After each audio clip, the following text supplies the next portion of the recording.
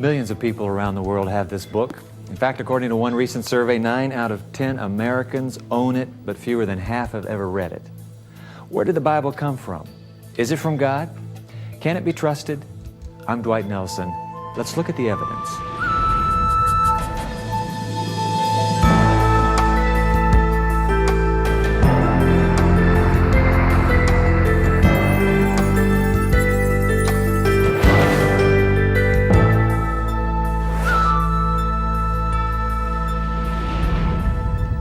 I think for most of us, the Bible is hard to understand. It's confusing. It seems contradictory at times.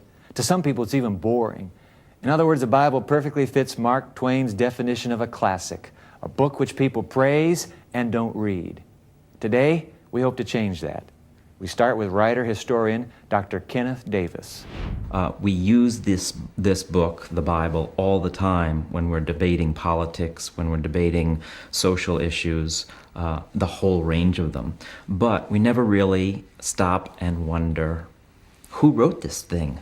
What did these things mean 4,000 years ago when they wrote it? What language did they write it in? It's always the case that we move from a different language, culture, and time.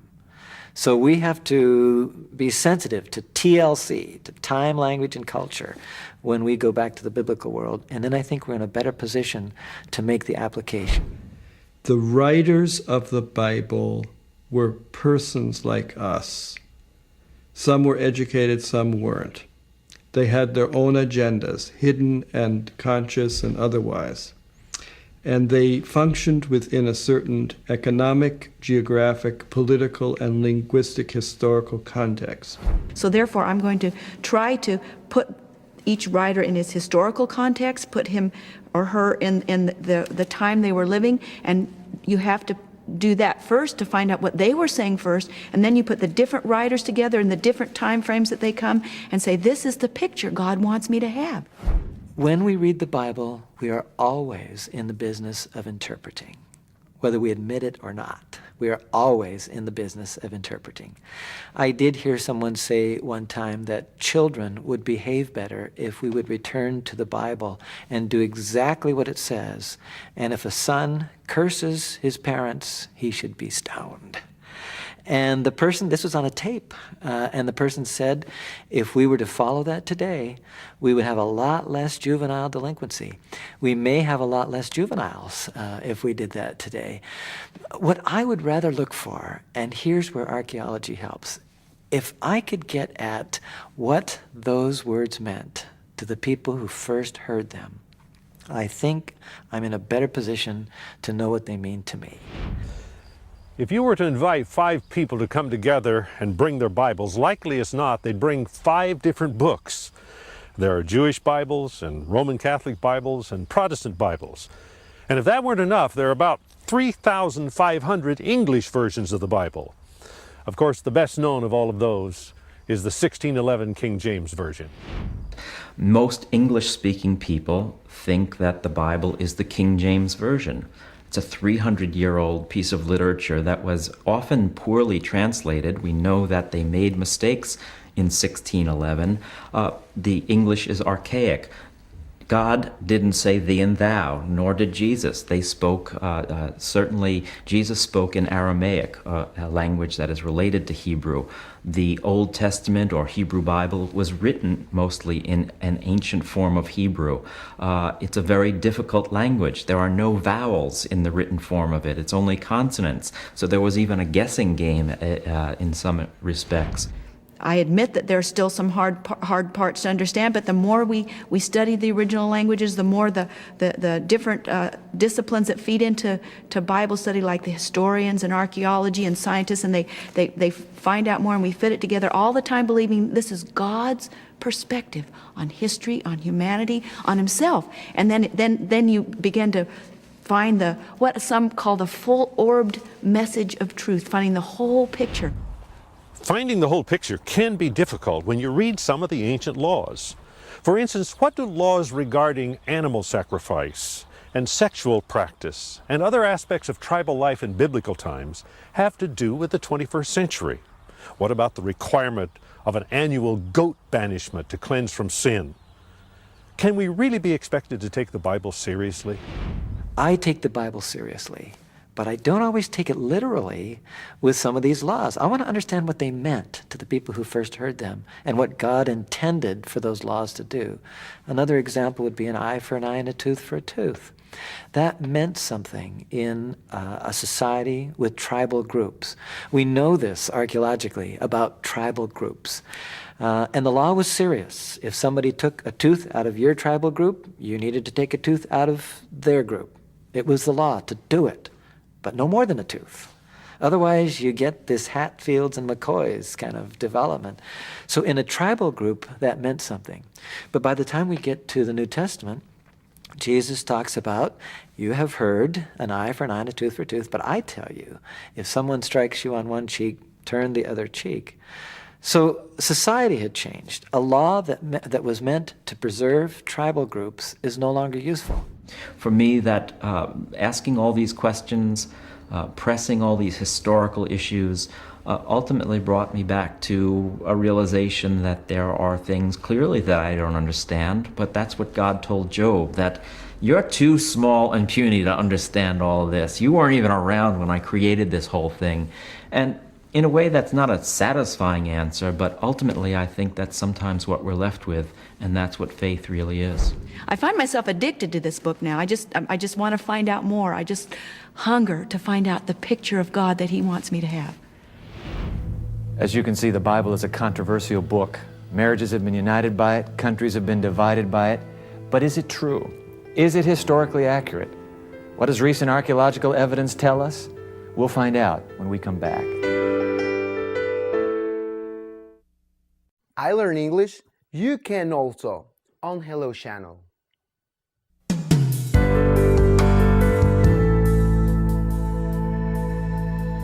The Madaba Plains Project is an archaeological site covering a vast area in central Jordan. 3 locations within that site have received particular attention: Tal Hizban, Tal Jalul, and Tal Alumeri. For the last 30 years, archaeologists Doug Clark and Larry Garrity have led expeditions to this site. It began in the late 60s with a man, Dr. Siegfried Horn, who actually was a mentor for a number of us who continue work there. And it began at a site called Heshbon, shows up in a number of places in the Old Testament. And then when excavations were completed there after 5 seasons, we moved to a couple of other places, but still in the plains, the Madaba Plains. They're just south of the capital city of Amman, Jordan. At Heshbon, the site we began with, we found a huge reservoir up near the top of the mound that was built in the 10th century BC. And it almost certainly is the pools of Heshbon mentioned in the Song of Solomon in the Bible, where he's describing his beloved, and he says, "Your eyes are like the pools at Heshbon by the gate of Bad Rabim." And so if these pools are full of water sparkling in the sunlight, you can see how they would be an apt simile for, somebody's eyes. In the past 30 years, actually 50 years, but more recently, there have been extraordinary finds in the Holy Land, in particular, of sites, buildings, temples, living places that have a great deal to do with the events in the Bible. But not all the archaeological evidence we have supports a biblical story. For example, to date, no one has found solid evidence that the wall surrounding the city of Jericho came down just as the Bible describes. And to date, there's a problem with the story that the children of Israel conquered another city shortly after the Exodus from Egypt. That city was Heshbon. Heshbon really doesn't date back to when we would date the Exodus. There are 2 dates for the Exodus. Some people would suggest the 15th century BC, the 1400s. Others would say the 1200s. Either way you go with that, the town of Heshbon wasn't quite there yet.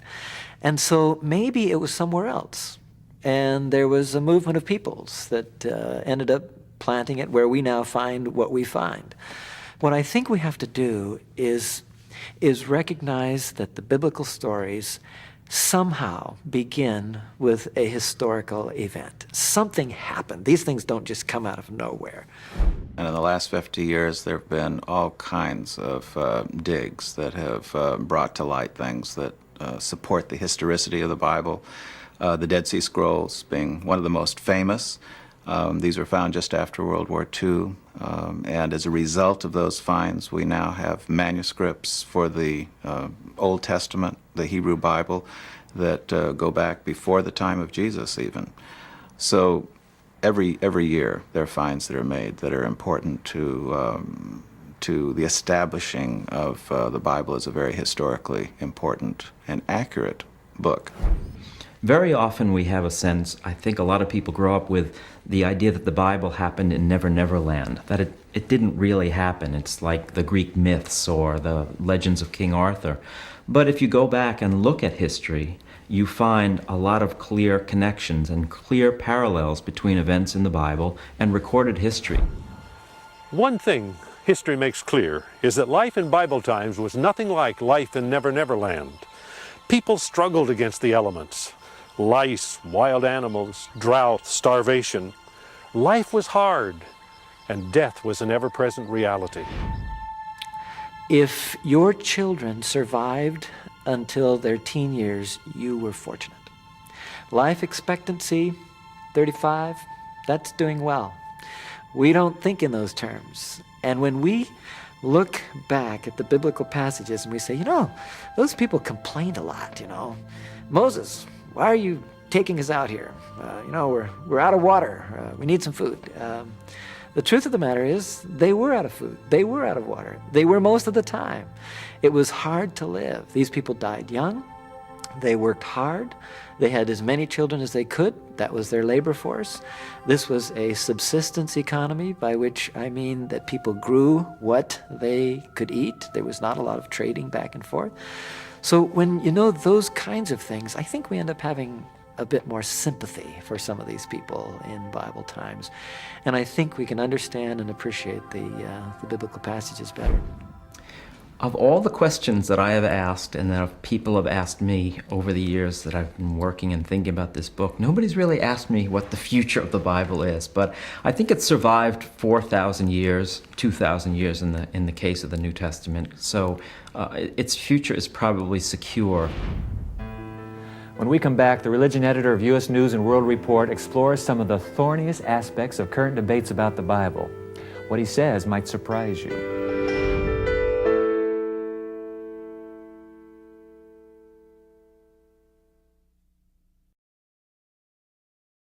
Children can learn English by watching Hello Channel.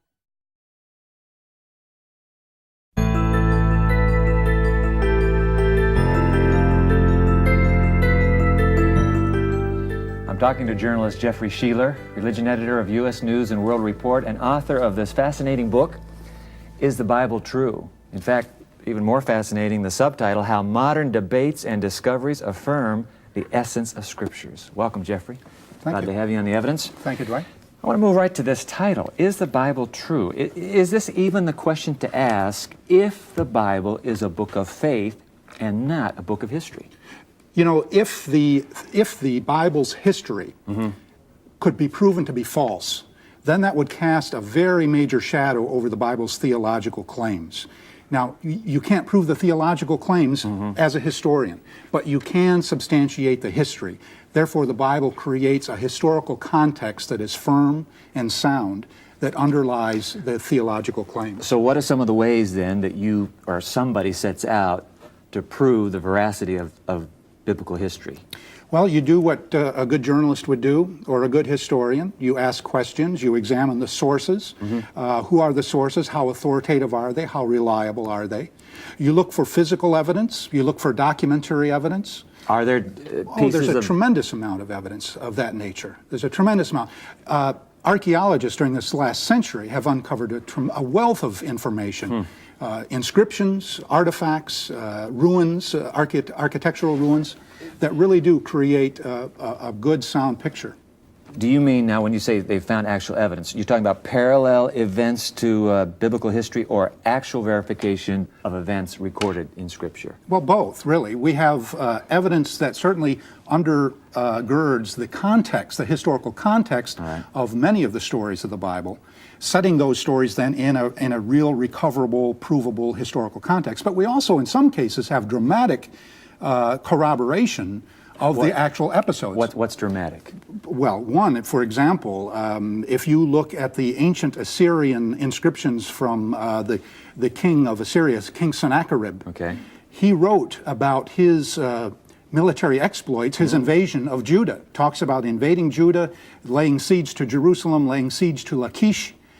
And when you read about this in the annals of Sennacherib, and then you pick up the book of 2 Kings in the Hebrew Bible, the Old Testament, it is an exact parallel. Description. It is a parallel description. I mean, not word for word, but I mean that clearly they're talking about the same thing, and they go together. Now that, to me, is dramatic corroboration of biblical history.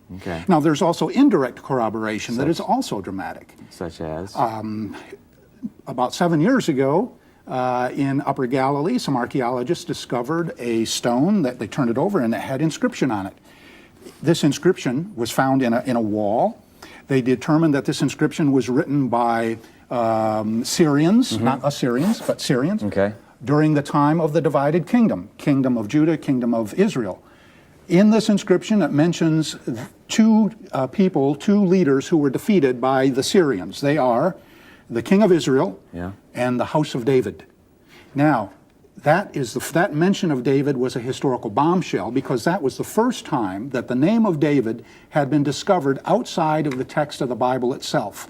Prior to that, no verification that David, in fact, was an historical figure. And skeptics like to jump on that fact to make the argument that David was a legend, that he was made up by priests during the exile to sort of create a noble history for this poor exiled nation, give them something patriotic around which to rally. Now they could no longer make that argument because here was an inscription written, inscribed within 100 years of the time of David, not by Hebrew scribes or priests, but by an enemy of Israel, celebrating their victory over Israel and the house of David. That was dramatic corroboration.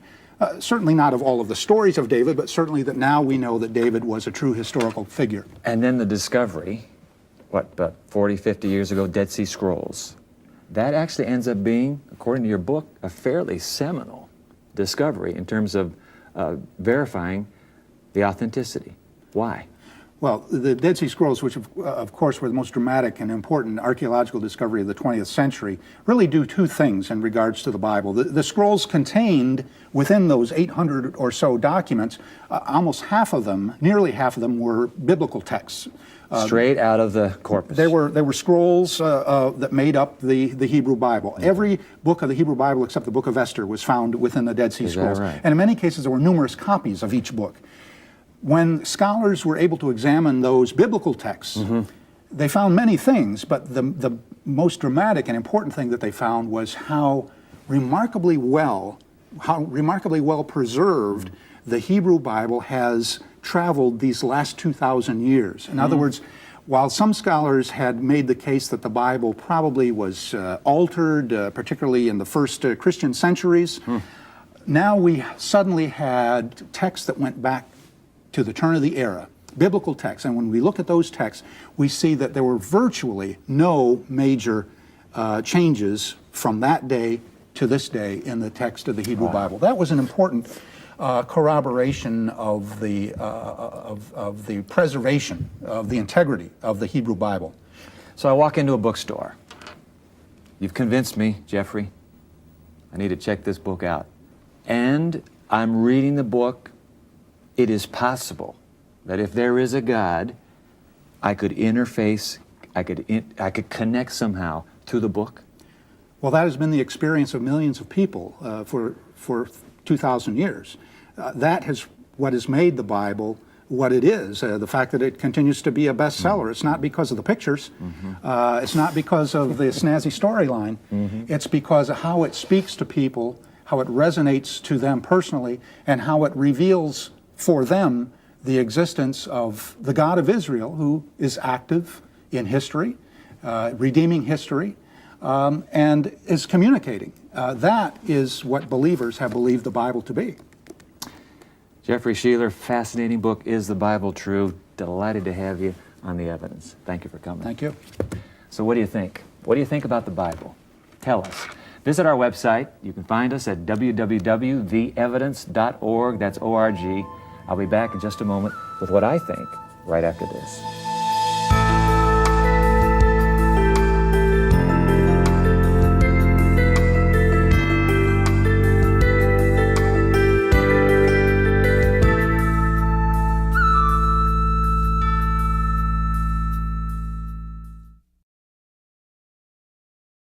My name is Alan, and you're watching Hello Channel.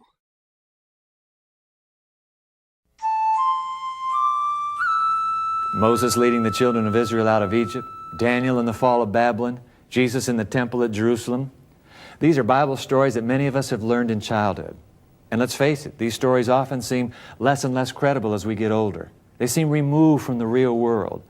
But remarkably enough, archaeologists unearthing clay jars and Assyrian inscriptions and temple pillars have validated those very same stories. They've shown us how biblical records fit in time and place. They've dug up artifacts that confirm details in those same narratives. In other words, archaeology has helped to turn what many critics assumed were mere legends into history. I think that's something unique about the Bible. Some scholars, in fact, have concluded that no other document intertwines stories of God's intervention with facts of history so well. And I find that a wonderfully hopeful phenomenon, because it suggests to me that God can indeed be active in my history, in my life. It suggests that God's plans can intertwine with my challenges and problems and longings. After all, isn't that the bottom line? Don't we all hope there's a word, a message, a voice that can guide us now and here? What archaeology has helped to show us is that the Bible is a guide with the greatest of credentials. That's what I think. I'm Dwight Nelson. Join us next time for more of The Evidence.